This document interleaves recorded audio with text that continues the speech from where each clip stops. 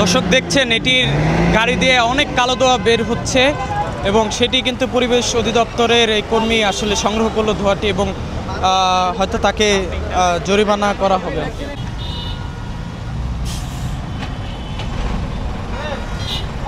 দর্শক দেখছেন যে এই বাসটির কালো ধোঁয়া চেক করছে এবং পরিবেশ অধিদপ্তরের যে কর্মী তিনি এটি চেক করছে যে আসলে এই বাসটির ইঞ্জিন দিয়ে পাইপ দিয়ে কেমন কালো ধোঁয়া বের হচ্ছে। এবং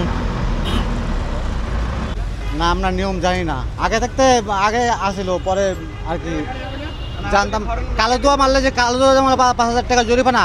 কালো ধোঁয়া তো কম বেশি সব গাড়িতেই মারে, কিন্তু আমার গাড়িতে আমি তো স্টার্টিংয়ে ছিলাম না, হেরা উঠটা এক্সেলটার বাইরে দিয়ে পরে এই কালো ধোঁয়া মারছে, হেরা মেশিন দিয়ে চেক করছে, কালো ধোঁয়া মারে লেগে জরিমানা করছে। কালো ধোঁয়ার এটা এই করে দেখছে, চেক করে দেখছে, মানে এটা পাইছে, আবার হাইড্রোনিক হরেনের পাইছে। এই জরিমানা 7,000 টাকা করছে দুইটা, একটা 3,000 আর একটা 5,000 আর একটা 2,000।